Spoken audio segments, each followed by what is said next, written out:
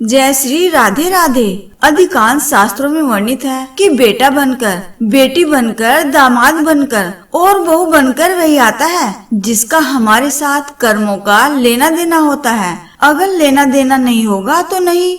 एक फौजी था जो अनाथ था, जो अपना वेतन फौज में जमा करता जा रहा था। वहीं एक सेठ जी फौज में माल सप्लाई करते थे। सेठ जी का फौजी से परिचय हो गया। सेठ जी ने कहा, जो तुम्हारे पास पैसा है वह उतने के उतने ही पड़े हैं, तुम मुझे दे दो, मैं कारोबार में लगा दूंगा तो पैसे से पैसा बढ़ जाएगा, इसलिए तुम अपना पैसा कारोबार में लगाने के लिए मुझे दे दो। फौजी को सेठ जी की यह बात सही लगी और फौजी ने सेठ जी को पैसा दे दिया। सेठ जी ने पैसा कारोबार में लगा दिया। कारोबार उनका चमक गया, खूब कमाई होने लगी, कारोबार बढ़ गया। थोड़े दिनों में युद्ध शुरू हो गया। फौजी घोड़ी पर चढ़कर लड़ने गया। वह जितनी जोर जोर से लगाम खींचे उतनी ही तेज घोड़ी भागे, लेकिन वो दौड़कर दुश्मनों के गोल में जाकर खड़ी हो गई। दुश्मनों ने वार किया, फौजी भी मर गया, घोड़ी भी मर गई। अब सेठ जी को मालूम हुआ कि फौजी मर गया तो सेठ जी बहुत खुश हुए कि उसका कोई वारिस तो है नहीं। अब मेरे पास पैसा भी हो गया, कारोबार भी चमक गया और लेने वाला भी नहीं रहा। तो सेठ जी बहुत खुश हुए। तब कुछ ही दिन के बाद सेठ जी के घर में लड़का पैदा हो गया। अब सेठ जी और खुश कि भगवान की बड़ी दया है, खूब पैसा तो हो ही गया, साथ में कारोबार भी अच्छा हो गया और लेने वाला भी मर गया और लड़का भी हो गया। अब सेठ जी बहुत खुश हैं। लड़का होशियार था, पढ़ने में समझदार था। सेठ जी ने उसे पढ़ाया लिखाया। जब वह पढ़ लिख कर बड़ा हो गया तो सोचा कि अब ये कारोबार संभाल लेगा, चलो अब इसकी शादी कर दे। शादी करते ही घर में आ गई बहू रानी। अब उसने सोचा कि चलो बच्चे की शादी हो गई, अब कारोबार संभाल लेगा। लेकिन कुछ दिन में बेटे की तबीयत खराब हो गई। अब सेठ जी डॉक्टर के पास, हकीम के पास, वैद्य के पास दौड़ रहे हैं। वैद्य जी जो दे रहे हैं दवा खिला रहे हैं और दवा असर ही नहीं कर रही। पैसा बर्बाद हो रहा है और बीमारी बढ़ती जा रही है। रोग ठीक ही नहीं हो रहा, पैसा खूब लग रहा है। अब अंत में डॉक्टर ने कह दिया कि लाइलाज मर्ज हो गया है। अब डॉक्टरों के जवाब देने पर सेठ जी निराश होकर बच्चे को लेकर रोते हुए आ रहे हैं। रास्ते में एक आदमी मिला।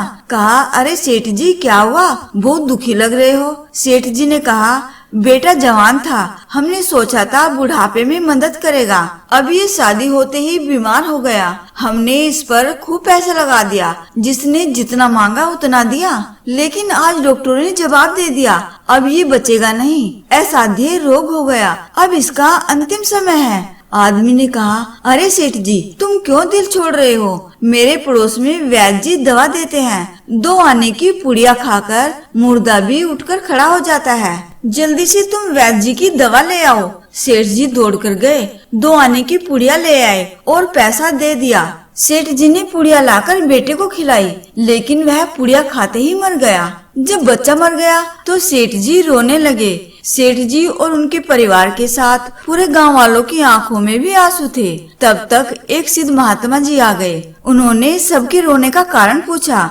लोगों ने बताया, इस सेठ का एक ही जवान लड़का था, वो भी मर गया, इसलिए सब लोग रो रहे हैं, सब दुखी हो रहे हैं। महात्मा बोले, सेठ जी रोना क्यों? सेठ जी बोले, महाराज जिसका जवान बेटा मर जाए वो रोएगा नहीं तो क्या करेगा?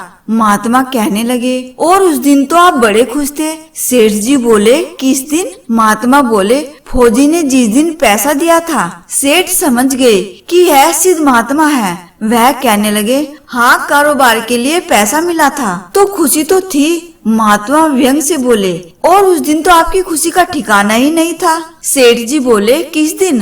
अरे जिस दिन फौजी मर गया, सोचा कि अब तो पैसा भी नहीं देना पड़ेगा, माल बहुत ही हो गया, कारोबार भी खूब चमक गया, अब देना भी नहीं पड़ेगा, बहुत खुश थे ना। फिर महात्मा कहने लगे, अरे सेठ जी वही फौजी पैसा लेने के लिए बेटा बनकर आ गया, पढ़ने में, लिखने में, खाने में, पहनने में और शौक में, सिंगार में जितना लगाना था लगाया, शादी ब्याह में सब लग गया और ब्याज दर ब्याज लगाकर डॉक्टरों को दिलवा दिया।